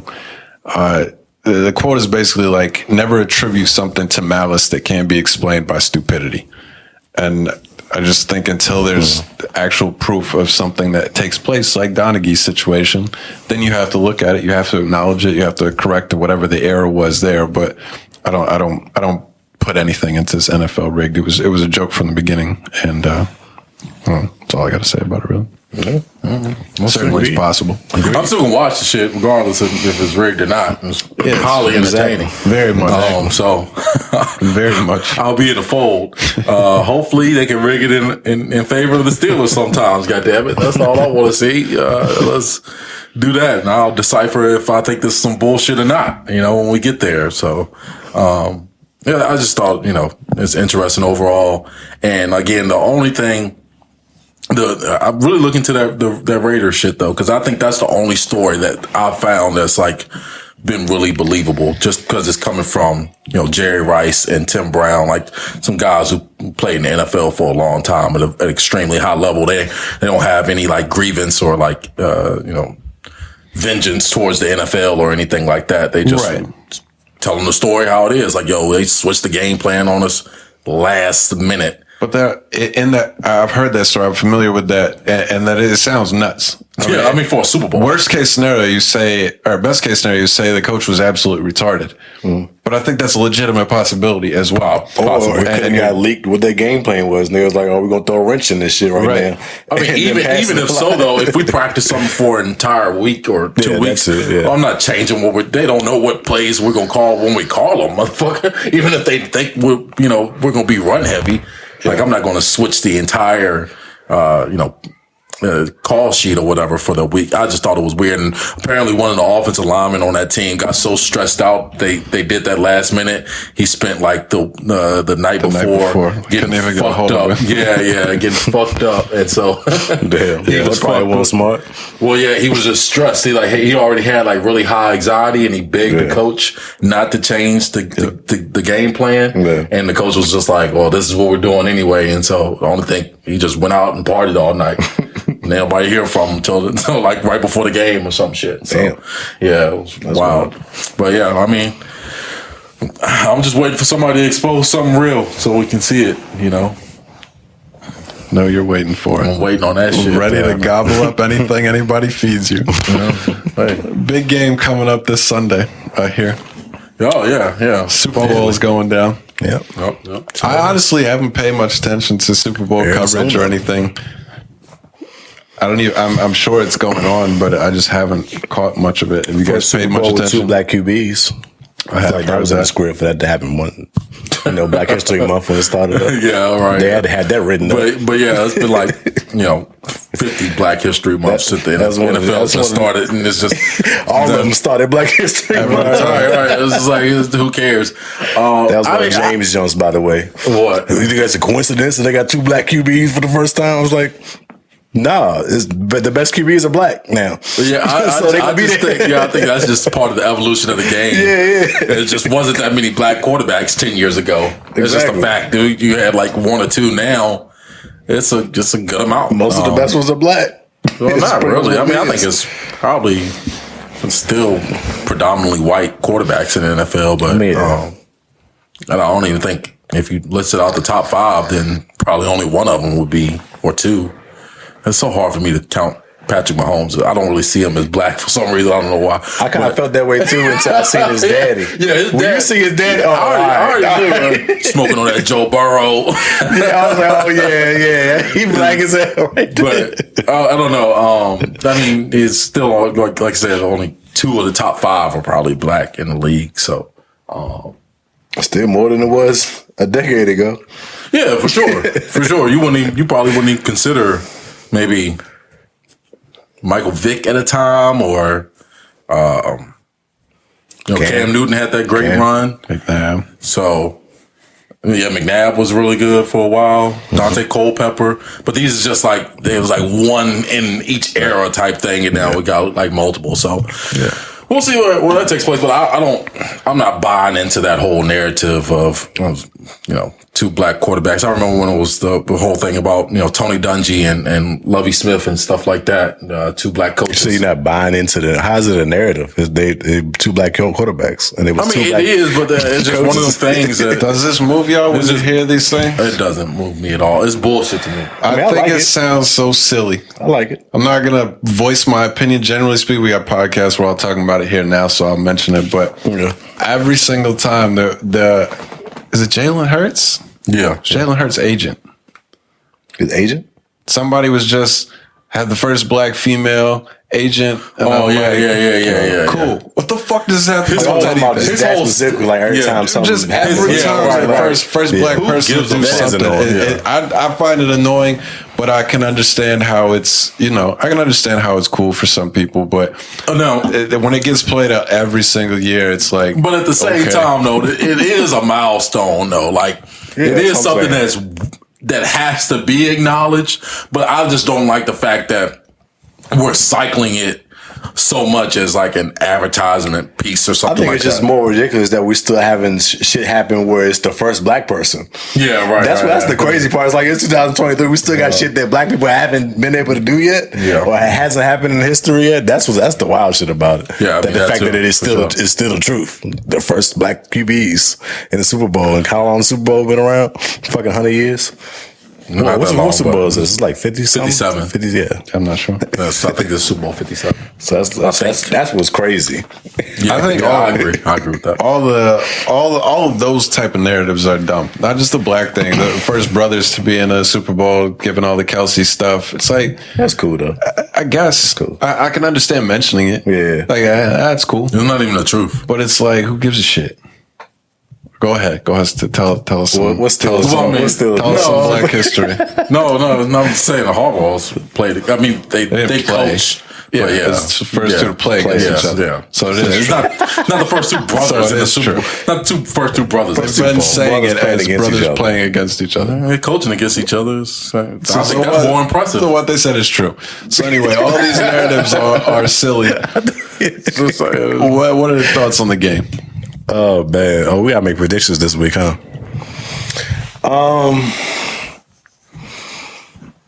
Eagles gonna win. I think the Eagles. I think the Chiefs have if you put them up position versus position, both teams. There's two positions that the Chiefs win, and that's it. Tight end and quarterback. Yes, probably. And every other position goes to the Eagles. Eagles got that shit. So I honestly, if it wasn't Mahomes, I would expect this to be a 10-point game. With him in the game, it's hard for me to imagine that they get blown. Right. But if I just take Mahomes' name out of my head, I have this as a 10-point game. Right. I would go 31-21 Eagles. That's probably what happened. By the way, we said we have to come up with a tiebreaker. The only thing I even know of as a tiebreaker, we could pick something else if we don't like it. Anytime doing like these type of pools, it's usually closest to total score. So I don't know how you feel about that. That's the only thing I thought of. Do you have any other ideas? I mean, I don't know. I figured maybe if the Eagles win, I'll throw in an extra 5. What do you mean? If the Eagles win, I win. I win our, you win anyway, our thing. so it don't matter. You have the Chiefs because I have the Eagles. You're a game behind. So if the Chiefs win, we'll be tied. I mean, it'd still be an incentive. But I guess, I don't know. Yeah, if the Eagles win, throw in an extra 5. I like that. You would do that? Yeah. I mean, the Chiefs win. I mean, I'm talking about, we'll call it straight up, though. If the Chiefs win, then I get the dub. If the Chiefs win, what? No. All right, then. We'll be even. We'll throw that out. Yeah. Well, I'm just saying, we'll just call it straight up from that point. That's all I'm saying. If the Chiefs won, then. But we can do a point total. We can look at that. So you're just saying if the Chiefs win, then it's just a wash. That's Void fine. bet is what you're saying. So all you have to play for in this is to just not have to pay. Maybe, but we'll talk about this later. All right, I mean it's true. We can figure this out. I'll give a point total in case this is what we go off. Yeah, I said, 31-21. So my point total would be 52. I mean, I'm forced to kind of go with the Chiefs, but the more I've looked at it, I'm going with the Chiefs just off of seniority on this. I know they got like a lot of young players in certain areas, especially like defensively and stuff. But man, Patrick Mahomes has done this a time or two. Andy Reid has done this a bunch. I'm gonna put my stock in those guys when it comes to this. And man, I just wonder, I think this is big. I know a lot of people say last week was big for Patrick Mahomes' legacy. It wasn't. This week is big for his legacy, though. Like, why are you doing that? Both can be true. Huh? Why is last year don't because people overblew that shit way too much. I think not trying to give the Bills credit is what that is. No, it's not overblown. They beat them. You can say your opinion wouldn't have changed, and that's fine. I told you my opinion wouldn't have changed either. Right. But it was a big game for his legacy, and that if he got beat again by Burrow and Burrow was his daddy, it would not be a good thing for his legacy. Let's not do that. But all I'm saying is like, I think this is huge because he only has one Super Bowl, right? It's not that many quarterbacks with multiple Super Bowls. I think it's less than 10. Like in NFL history, it's probably around 6 or 7 or something like that with multiple Super Bowl rings. So he'll jump into that list of quarterbacks, and I think it'll be almost like a kind of a stain on his record to get to the Super Bowl. This is his third trip to Super Bowl and only win one of them. That I think that will hurt. So I'm really putting it on his leg. It feels like he's been a lot more, right? This will be his fourth. It's his third trip. No, you're right. You're right. Because he won the first one, lost the second one to Brady, right? Yeah. And so then they didn't make it last year. Yeah, man, I think this is going to be huge for him. I think he has a little bit more to play for. I feel like at the end of the day, the narrative for the Eagles will be like, oh, they're a young team. They'll be back, you know? Yeah. Like they can do this again. But for Mahomes and them, man, they got to strike now. You know, Mahomes is already in his big contract. I think, you know, it's going to be important for them. 12 QBs that have multiple Super Bowls. He would be the 13th if he wins another one. Oh, okay. Well, I think it's one of these things. If he loses this Super Bowl, they will start to change that narrative into like he's lost a lot more Super Bowls than he's won. He can make it there, but right. But it would be equally foolish of a narrative. I understand why it would go there. I can't totally knock somebody for saying it, but he still is young.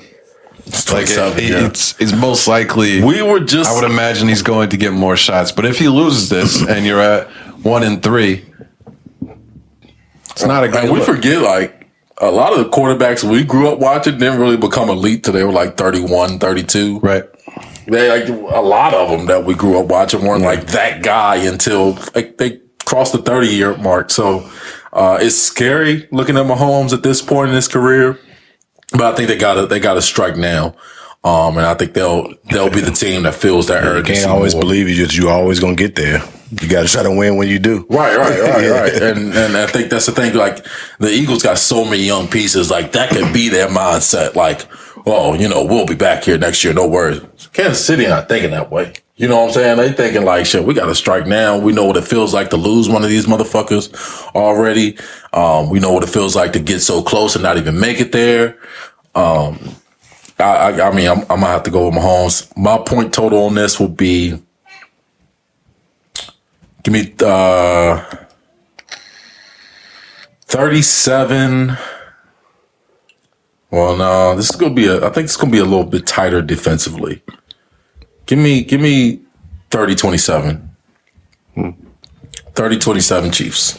All right. Interesting. I can see that happening.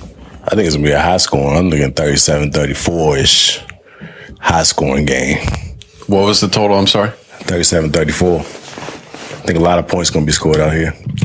Well, we're talking about two of the better defenses, though, in the NFL. We're talking about both teams led the NFL, the Eagles had 70 sacks this year. Chiefs was second with 50 sacks, which is crazy. They had a fucking 20 sack gap between the next that's closest team. ridiculous. The Eagles is crazy. It's like unheard of. I haven't heard throughout these last week and a half, but I don't know what the Chiefs receiver core looks like right now. Yeah. They lost all those guys in the last game. They brought Hilaire off IR. I did see that. Mikael Hartman on IR. Can't hurt to have them, but if they're trotting out the same receivers they had against the Bengals, they're in trouble. Yeah. If they get some of those guys back, I mean, I still would think the Eagles are going to win. They would at least need. They're going to need some guys back and Juju back. I believe they said Hardman did not get activated. Yeah, Hardman done. He on IR. Yeah, he on IR. Yeah, Juju would be a big one. I think you got to have him. Still got Valdez. You can't have Kelsey as the only guy out there that they're concerned with. Yep. You can't have that. They got MVS, but he's not.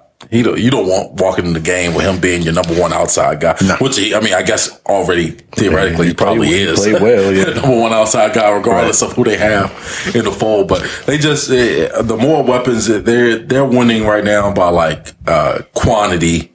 So I think they really have to get some of those guys back. So I agree with that for sure. Should be a good game, hopefully. Either way, I would hate to see a blowout. I'm kind of hoping for a decent game, but I think we're in for one. Should be good. I think so. Two good teams. Hard to see either one of them get blown, even if they lose. Yeah. How many times have you seen Patrick Mahomes get blown out though? How many times that happen?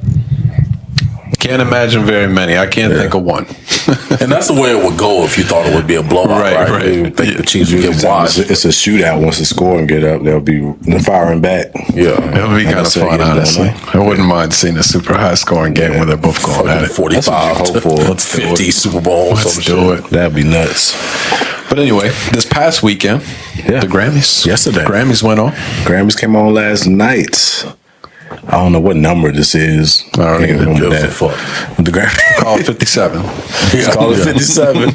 I mean, it was pretty good for the most part. I mean, I watched like the second half of it. I didn't see the first half, but some good performances. A lot of your usual suspects won. Kendrick got Best Rap Album of the Year. Beyonce won, I think, her Best Song of the Year, some shit like that.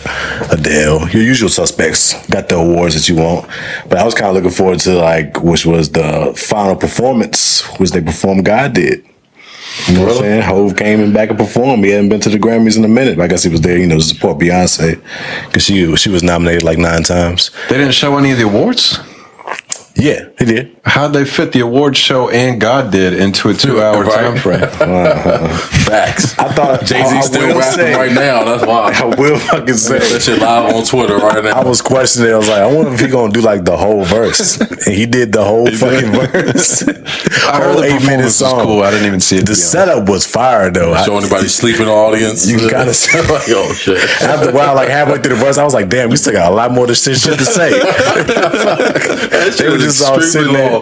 But the setup was tight though. It was like the Last Supper table, and they had Hove in the middle, and Ross and Wayne sitting beside him and shit. I thought that shit was tight. That scene was tight. It was a good look. And he killed that shit. All acapella. Well, not acapella. The beat was playing, but he rapped every bar. That shit was hard. I was like, it's kind of tough. I like the scene they set. I heard it was cool. I gotta check it out still, but yeah, it's pretty decent. It was a decent show. Was there any other good performances? Who else did I see perform? They had like a 50th hip hop anniversary performance, and they had like mad old rappers and shit come up, like mad different rappers. Like I seen, did Busta Rhymes come on? Busta Rhymes came out there, and he did the fucking "Look at You Now" verse. We did. Is that what it was? Yeah, he don't be saying anything. That's a lot of people saying. He don't say none of the words. It's so fire. He don't say. I've always hated that verse. I think so that's fire. Why you hate that verse? Because he don't say shit. I think it's one of the easiest. I think it's one of the easiest. Like, it's almost the flow is fire. I'm not saying the flow not fire. The words are almost like at an elementary school type level. Anytime get it going. Like, that's all he's saying is you're not gonna be saying fucking 7-syllable words, right? Eminem does it though. Like, not that fast. Eminem could do that shit. Jay-Z in his prime could do that shit much better. But I'm not a fan. And then once he gets to that part with like the drum breakdown, when the music drops. Yeah, and then that part. He don't even say anything. He don't say anything. He just literally repeats the same thing over and over again fast. And the people are like, oh shit, he killing it. Like, he's actually not. He did kill it. Have you seen the Grammy performance? He literally doesn't say any word. Motherfuckers say like Hubba Bubba or some shit the entire time. Like, Yabba Dabba Doo or some shit. Watermelon. I saw him perform it like on the streets one time, like a couple of years ago, and he spits it perfect. He does know the words, but I'm saying sometimes when he like performing this shit, funny. He doesn't say all the words. And I get it. It's so excited. It's probably difficult. It's probably difficult to do it. He's screaming them fucking words, so it's gonna jam. Nobody knows what the fuck you saying anyway. You can throw a Hubba Bubba in there every now and then. This shit, that shit's funny, but that shit was tight though. I fuck with that. I mean, that's probably the biggest highlights for me because just like I like the hip hop parts of the shit. But everything else is just a bunch of music I ain't fucking know about. You were hype on the Harry Styles though. I seen him win. He won. I wasn't expecting him to win, but I'm not very knowledgeable of Harry Styles. Obviously, he's pretty popular. But he had beat out some big dogs in that fucking category though. It was like Beyonce was one. Fucking I don't know if Lizzo was in it. What's the dude? Fuck, I can't think of his name right now. I had it. It was a lot of big names in that shit for him to win it. So it was a big accomplishment, I guess you could say. But what the fuck else happened? Oh, not take off. Quavo, you alright? You good? Pause for a second. Get some water. I think I'm good. Anyway, Quavo, he did like a takeoff tribute to that song that he had put out like I think a month or two ago or whatever. He had a tribute song. Only Quavo? Who? Only Quavo? It was only Quavo. Interesting. It's only his song, all right? Yeah, it was only his song. He put out a solo joint. Him and Offset obviously still beefing. Rumor has it that they got the tussling in the backstage when he's about to do the tribute because he ain't want him to be on stage with him or something like that. Then I mean, it's obviously something going on. yeah, it's been something going on with him. But Offset denied that immediately. He's like, "Well, I look like fighting my brother. Y'all crazy," or something like that. So yeah, he denied it. I don't know if it happened or not. But stemming from that, Jay Prince and his sons was on $1 million worth of game this week. And they got him talking about the situation with Takeoff, because apparently a lot of people was putting it on Jay Prince's family as to why Takeoff ended up getting shot at that dice game. Really?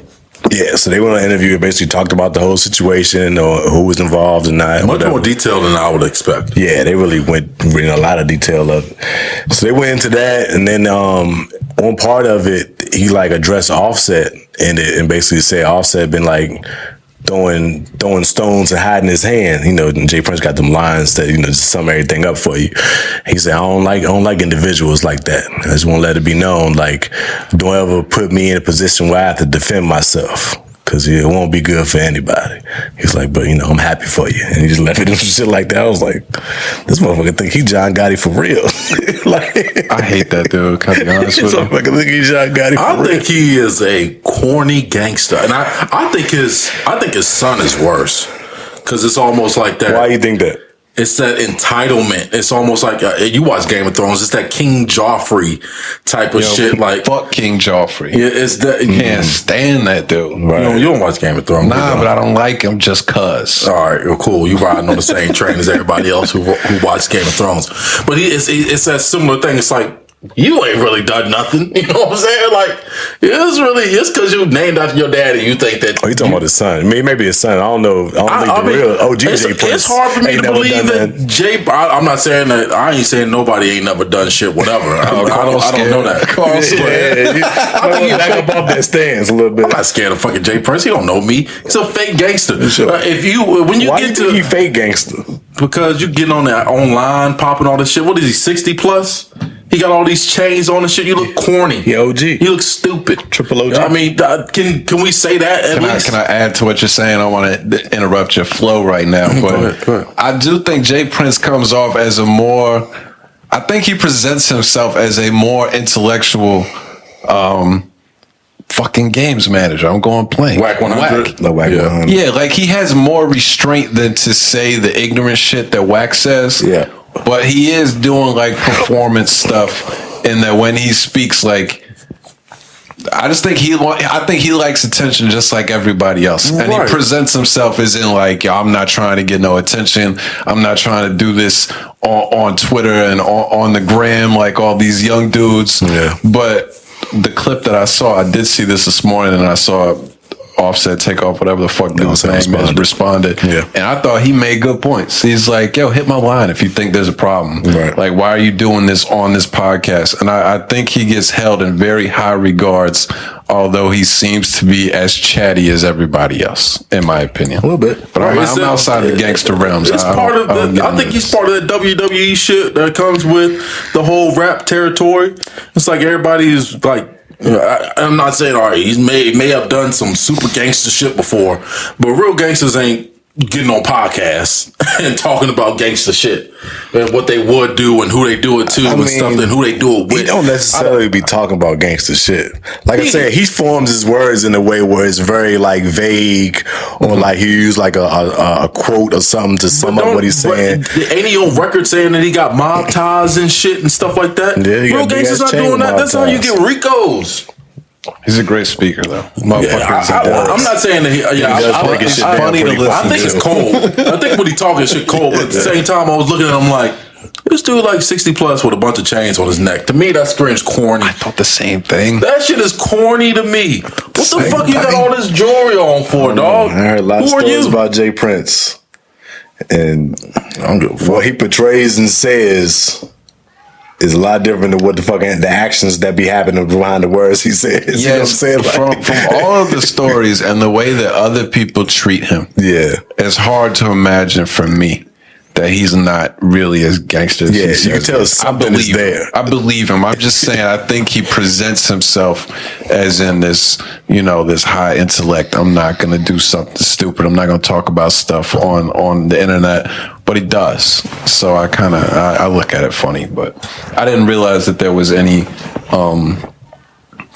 stuff about his family being involved. So it makes a little bit more sense as to why he addressed it in that regard. Because it was in Houston, that's their city. Yeah, pretty much. You said you got to go through the princes to if you fucking around in Houston and shit. But they run the city, so to speak. I mean, look, Tekashi 6ix9ine disrespected you. I don't think you that gangster. Shit like that, stuff like that. And he was disrespecting him on the internet. No, he was in Houston. Right. He when it happened, it was dead ass in Houston. Right. What happened? He ran Treyway and them. They clashed a couple times. You put a lot of stock in the shit that Tekashi did, and at this point, if you still hold on to that, I don't put a lot of stock into it. I'm just saying that's what happened. When he ran down on Meek, you just felt a little way. Oh, he did something. Y'all ain't do nothing. Like you said. I'm just saying that's what I'm saying. Really where the gangsters at? If somebody's really gangster, they're not doing something to you while you got security and cops around you with cameras. Bro, if somebody do nothing to you right then. If somebody is really gangster, they don't give a fuck, because that's what gangster is, right? I don't give a fuck. Smart one. Maybe not. Being a gangster probably isn't smart to begin with. That's a good point. Let's start there. But you want the Frank Lucas scene where he shoots the man in the head in the middle of the street during the day. You want a fucking movie scene and shit. Do it now, motherfucker. Poor Idris, man. Frank Lucas want a gangster. That's just WWE. I mean, he was, but he won't. He want the guy that they portrayed him to be in the movies. That's all I'm saying. It's like all of this shit is fucking fiction. But this ain't no movie though. So this ain't no movie. I'm saying. It's fucking fiction. That's all I see. If I was in the industry, I wouldn't mess with the guy. I'm not saying I would. I would mess with the guy. I'm not leave him alone. But at the same time, I'm gonna be one of them people that's like, oh, don't fuck with Jay Prince and all that. I don't give a fuck about Jay Prince. This old dude that wear a bunch of chains and shit, trying to impress somebody. But you can't deny that he has put the fear of God in the industry, because nobody will talk about him. Yep. Anytime his name gets brought up for his whole career, somehow, some way. Anytime his name gets brought up, people stop talking real quick, and they're like, "I'm not gonna speak on him. I'm just saying." A lot of I'm just saying. You got a lot of shows you got to do in Houston, in the Texas area. Yeah, exactly. You got to go down there. Dallas, it's a big market. It's a big market. Well, I just see him as I don't know. It's just weird to me. It's like, I agree in that sense. Not believable. Not believable. Not buying it. Oh, well, fucking DJ Drama said something interesting. What's that? He basically said that Lil Uzi's new record, I don't know if y'all heard it, that I Just Wanna Rock joint. He said that is now replacing Meek Mill's Dreams and Nightmares as Philly's anthem. How do y'all feel about that? So I would say it's probably true. Why you say that? It's just how time works. Nothing lasts forever. I personally think Dreams and Nightmares is a way better song. Don't get me wrong. Been around for a decade. If I were a Philly representative, right, you would want to choose I would want that to be our song. Yeah. But it's just how time works, man. Drama is trying to do some promo for his artist. Uzi is his artist, so he gonna say some shit like that to boost it up. I ain't gonna lie to you. I mean, I haven't heard more than 15 seconds of this song. That's all you hear. I want to rock. That's all you ever hear. You hear the intro come on. Body out of ya. Your body out of ya. Yeah, that's all I know. That's the Busta Rhymes shit. He just say it faster. Yeah. But I mean, that's all I know. It's a TikTok record. Yeah, it's a TikTok, but it's huge though. Yeah, it's really big though. Like motherfuckers love that shit. Right. I think that's like he brought the Eagles out in the playoffs. Yeah. He's doing a record. I forgot he was like this. I forgot Uzi was Rock Nation signed. Yeah, I forgot he was signed to Rock Nation. Managed. Managed by Rock Nation, but he signed to Drama in his Next Generation, I think. Oh, well, he showed it, throw up the rock or the Illuminati sign, whatever one you want to say. He threw that up and said, I'm here to support my bosses tonight. Yeah. But, I don't know. It's interesting. My bosses. I don't think so. Kind of like that fast. You thought the Bills man threw up the Illuminati sign. Oh, they did. He did definitely. He did definitely. It was a lot of occult symbols thrown at the Grammys. A lot of he put up a heart in the booth. I'm talking about I'm not saying Bills guy. No, I'm not saying occult symbols on the no, but Bills I'm not. game. But you're not looking. I'm not saying that he did it intentionally, but what they broadcasted was intentional. They put it at an angle as to where you can only see the diamond, like from where the camera him was. throwing up to 2 threes. That clearly means 33. That's the highest ranking of a Mason. It's so it's so easy to see that it was a heart, and he wears number 3. Like, you can find whatever meaning you want to. I don't disagree with any of that, but at the same time, when I see it, I'm like, it's probably some meaning behind that. Oh my God. I mean, it's just being real, bro. I mean, you see it often, so hey, why not? Well, anyway, I don't agree with that. I think he's what about the satanic symbols that you saw in the Grammys? I didn't watch the Grammys. I have nothing to say about the Grammys. But when we brought up, what is his name? Going completely blank. Damar Hamlin. Yeah. When we brought up the Damar Hamlin conspiracy, when we brought up the conspiracy in the chat about him being dead, you were all. I didn't believe that. I'm not saying he's dead, but something's wrong. And then as it comes out that he puts up videos and we see everything about him, everything is fine. There was no comment. You say there was occult symbols while they're showing him in the game. You just explain that. I think that's completely silly. There's an easy explanation for what was going on. But you and other people like yourself want to push what your conspiracy thing is and saw an opportunity to use the Damar Hamlin situation. It was just outrageous. I don't know. I've never said that he was. I never said that he was dead. No, I said that you said that wasn't true. Yeah, I never said that. I just said something's up. That's all I said. Is something's up. But I mean, they clearly used that to promote their show their occult symbols, their Masonic symbols and stuff like that. And they did that last night as well too. There's a bunch of people that was showing the Baphomet. What's up is so what is it? The quote is so is below or is above or some shit like that. The Baphomet symbol. So I mean, if you know it, when you see it, you recognize it. That's all it is. Understood. Not understood over here. Fuck out of here. Just saying, bro. The fuck out of here. I have no argument for this. But look, secret societies do exist. Look, we got 5 minutes left. They do exist. I'll leave it at that. I'll leave it at that. They do exist. Believe. They got secret handshakes and symbols and shit. Is there anything else? Is that a true statement? I don't know. I don't care about that shit. Okay, all right, whatever. It's a true statement. Hey, AB is blaming his CTE on Harrison. Which he said he with didn't his illegal have. helmet he wore for 20 years. For years, he said I don't have CTE. Anybody that brought it up, he threw a fit. Yeah. Now all of a sudden he's got CTE. I think AB just looking for anything to pull some traction right now. 100%. He did a good job throwing out his little "Put That Shit On" song. That shit actually still spins a little bit. Shit went up. And you still see players doing it or whatever. It's funny, but he almost got the gritty out of there, but the gritty still fucking lasted. He almost got the gritty out. Get that shit the fuck out. They did not put that gritty out. I'm tired of seeing motherfuckers do terrible gritties. But I mean, look, AB just trying to do anything to grab a headline at this point. And the dude leaked his own sex tape with his not only like his baby mama, like this is the lady he got like 5 children with. Wow. Like and is completely disrespected at every point, like, or at least in the last 5 years, he's found a way to disrespect her online. So he clearly did it intentionally. Boy. Yeah, it was just he's just looking to grab some headlines. That's what trash human beings do. Yeah, I mean, he's clearly not a great person at this point. But I don't know. Maybe she's an evil person, and but still, it's other ways around that. That's true. And claiming you have CTE, I don't know what he's getting at with that. Yeah, I'm not sure what the point of it. You can't even prove CTE until you're dead, right? Yeah. So, weird. It's a tough sight out here to see that shit. But it's AB. Yeah. It is. That's what he gonna do. Still one of the greatest all time, man. I just really wish that guy could have stayed on the field. I think that's really all I had, though. Saw a trailer today for White Men Can't Jump. I seen that too. It looks pretty good. Jack Harlow.